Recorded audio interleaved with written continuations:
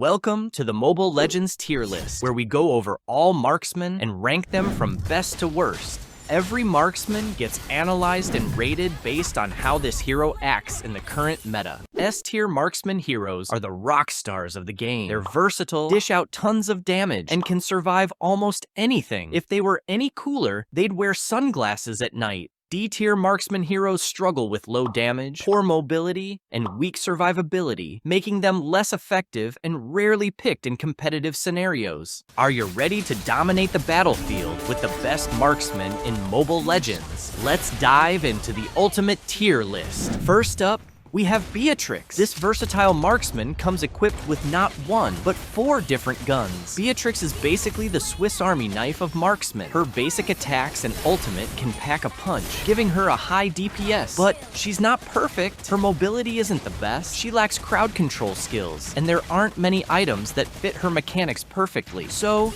we're putting Beatrix in the C tier. Sorry, Beatrix. Even Swiss Army knives have their limitations.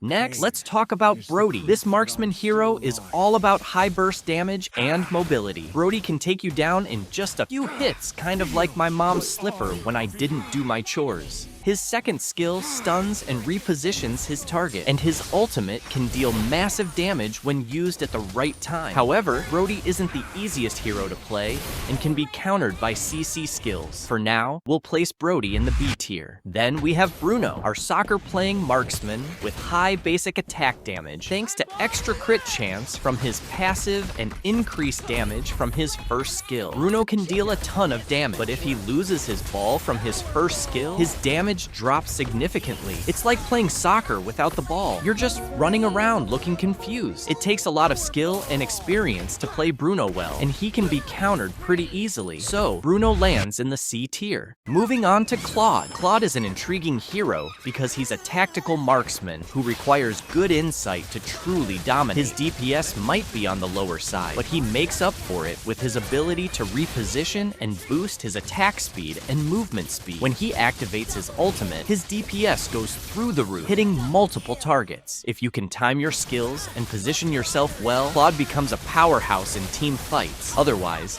he falls behind quickly. Claude is tough to master, so we're placing Claude in the A tier. Claude, you're like a Rubik's Cube. Frustrating, but rewarding when you finally get it right. Next, we have Clint. Clint is a sharpshooter who enhances his basic attack after casting a skill, dealing more damage, extending his range, and hitting all targets in a line. With the right items and good farming, these basic attacks can deal high damage and take out targets from a safe distance. His second skill lets him jump back while immobilizing his target, making it a fantastic defensive move. Clint is a great hero to pick right now, earning him a spot in the S tier. Clint, you're the John Wick of marksmen. Cool, precise, and deadly. By the way, if you don't agree about a ranking of a certain hero, please leave your thoughts in the comments because I can make mistakes with the classification. Now, let's talk about Edith, who's like that friend who can't decide if he wants to take or deal the damage. Do you think she belongs more in the tank or marksman list? It's a tough call. Edith is incredibly versatile. She has awesome CC effects, can tank loads of damage, and is strong both early and late game. However, she can be hard to master, and when her skills are on cooldown, she's much weaker. Because of this, we'll place Edith in the B tier. Would you agree on that? Next up, we have Granger. Granger is a marksman who shines as a jungler. Unlike other heroes, his main damage source isn't his basic attack, but his first skill, which shoots 6 bullets. This skill has big potential, especially if you don't miss, making it great for jungle monsters. His mobility is boosted by his second skill, and he can deal even more damage with his ultimate. However, Granger isn't dominating the battlefields right now, so we're putting him in the C tier. Now, let's talk about Hanabi. Hanabi's basic attack has a bouncing effect, and she becomes immune to CC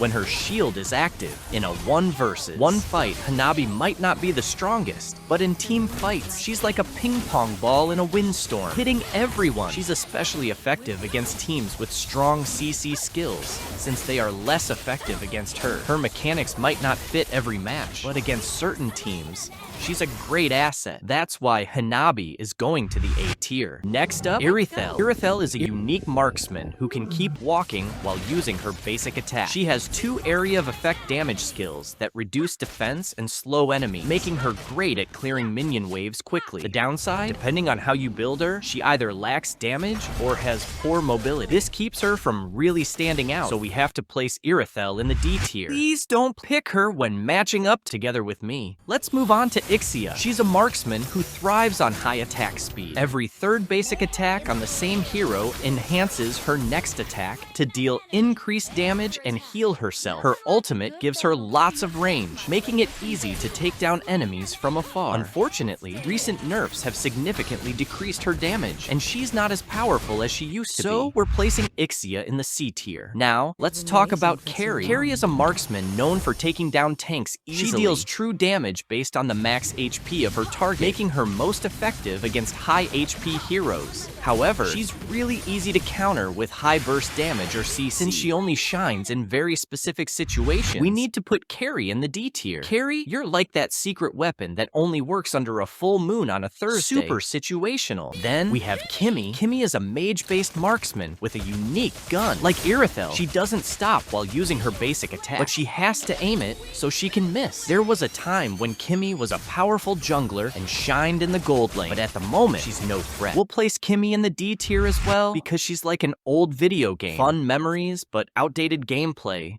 Next marksman is Layla. Layla has high range and increased damage based on how far she stands from her target. She also has a CC skill, but lacks any escape ability. Layla can deal very high damage from a huge distance, making her really strong as long as she has proper protection. Especially in the lower ranks, Layla can be a wonderful choice. Therefore, we will place her in the A tier. Think of Layla like a sniper in a tower, devastating from a distance, but keep someone nearby just in case. Next up is Leslie, which is the actual sniper. Leslie is a hero that players either love or hate. She deals high true damage from a big distance and has an ultimate that can finish off enemies from afar. Her second skill helps protect her by shooting back enemies while she moves backward. An aggressive Leslie with the right build can be a real danger to any team, often taking out enemies in just a couple of hits. This definitely earns her a spot in the S tier. Do you agree? Now, let's talk about Melissa. Melissa uses her doll to link enemies and deal extra damage. She gains attack speed from her second skill and has a protective ultimate, making her a versatile hero. Melissa used to be the most powerful marksman, but after some well-deserved nerfs from Moonton, she's more balanced. Still, she can deal massive damage to multiple enemies at once. So, let's put Melissa in the A tier. Then, we have Mia. Mia is the very first marksman many players encounter, known for her high attack speed and ability to hit multiple targets. She has a weak CC skill, but 2 offensive skills that boost her DPS. Positioning is crucial, but if you master it, Mia can deal immense damage to heroes,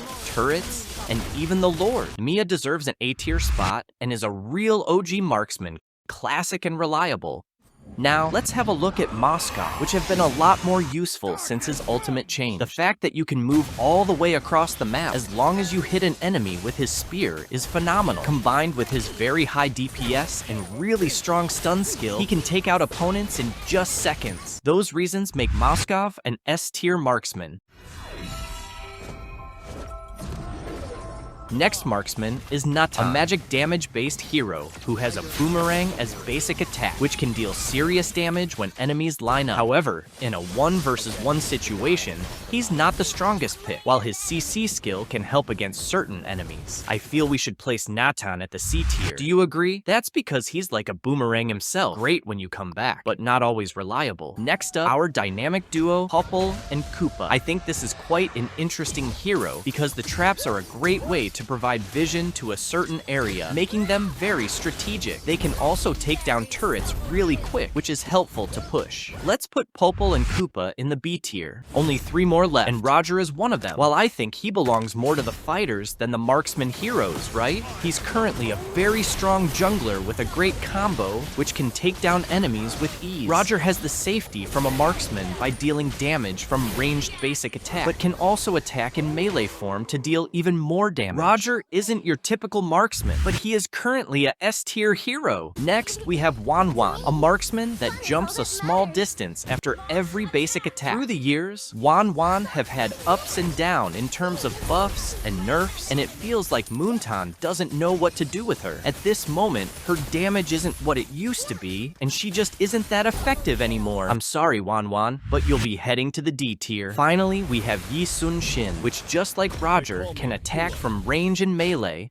and should therefore be played as a jungler. He's by no way an easy hero to play, which is a big disadvantage. But if you master the switch between ranged and melee, he can deal a lot of damage. However, this is hard to perform correctly, especially against moving enemies with burst damage and CC to make it even harder. I think we therefore should put him in C tier. He's like a juggler, impressive when done right, but easy to drop the ball. Alright fam, that's a wrap on our Marksman tier list for Mobile Legends. It was the first tier list, so please share your thoughts, tips, and own insights so we can improve it next time. If you want to get notified about the future tier lists and a lot more, don't forget to subscribe and let me know which role you want to see next. For now, I've got a very informative video you should check out about how to jungle like a pro.